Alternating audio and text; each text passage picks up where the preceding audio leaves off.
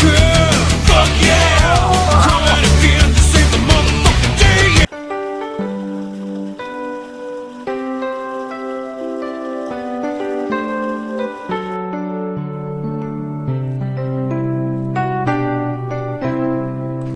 Hey guys, Mr. Nature Dude here, back with another video.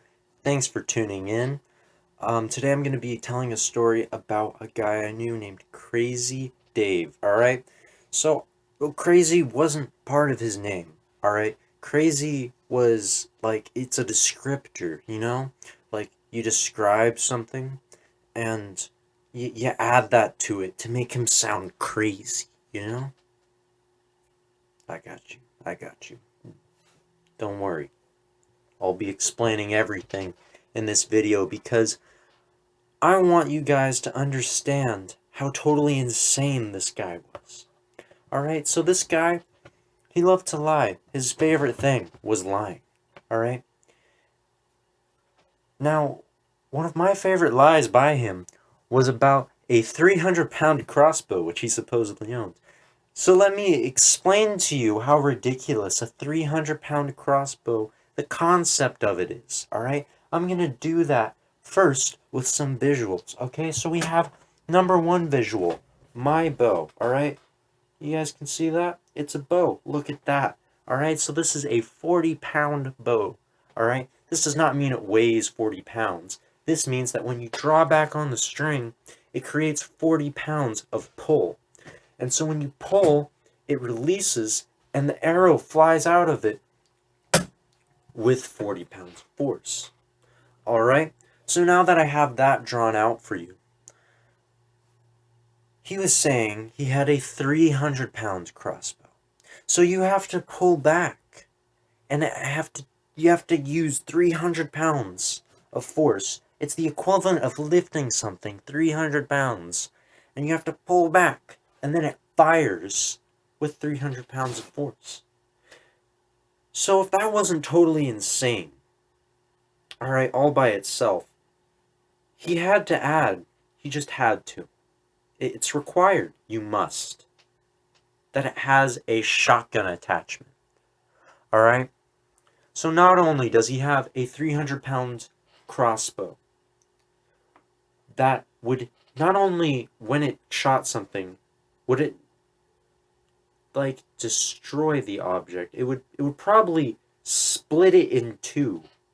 It would it would probably break the sound barrier. That's how powerful this thing was. It also had to have a shotgun attachment. Okay? A shotgun attachment to your 300-pound crossbow. You know, just in case in between, like, reloading your crossbow, which might take 15 minutes if you were a strong man. Like a strong man, not like a strong man. See, that wouldn't be a descriptor. That would be strong man. It's one word. Okay? You're welcome. You don't have to think. Okay? I'm explaining life for you. So, you have this 300-pound crossbow with the shotgun attachment. And he says, you know, if I had this up here, I could be taking down that mountain line right now. And we're like, dang, David, why don't you have that up there?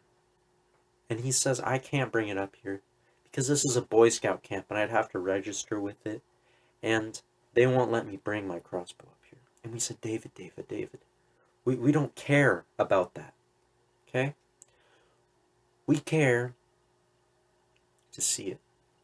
Please, we will drive you down to go look at this crossbow. Just to catch a glimpse of it would be amazing. We'd be telling stories about it for generations. The 300-pound crossbow with the shotgun attachment. There's probably flames shooting off it at this point. But he says no. And we say, David, why? Why no? Why aren't you going to show us this crossbow? And he says, I can't. The key to the crossbow safe is up here, and the bow is down at my house. And he said, David, David, what if we drove you to your house? And he was like, well, I can't do that. My mom locked me out of the house. And we said, oh, it's very interesting. Why? And he says, so I can't get the crossbow. Because she knows if I had it, I'd start shooting things up here. Yeah. And we're like, all right. Guess we're never going to see the crossbow. So that's just one of his lies. I have 2 more to tell. And then this video will be over. All right? I promise. They're pretty interesting. So another one of his lies that he liked to tell was that he was a downhill bike racer. All right? This one isn't so interesting, but it does have a funny ending, because the reason we know this is not true is because we saw him going downhill on a bike, and he catapulted right over the handlebars. He said there was something wrong with the brakes, but we knew better than that. That bike didn't have brakes on it. It's one of the camp bikes. Those things are broken. They don't work. We just put kids on them and hope they don't die. That's why we have the Med Lodge. To help kids and staff members like David recover from terrible decisions they make, like going 30 miles downhill on a bike. And so we have his third lie now. And his third lie, it's also an interesting lie. It's a tale of murder, okay? It's a tale of how he got away with murder. And so I don't know if you guys remember, there was a clown crisis back in like 2016, 2017.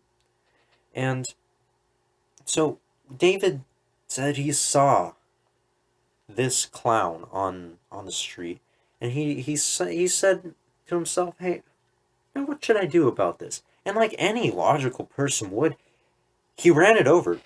He ran over another living human who was dressed in a clown costume. And you know how he justified this to the police is that he said it was self-defense. Now, I'm trying to imagine a scenario in which this was self-defense.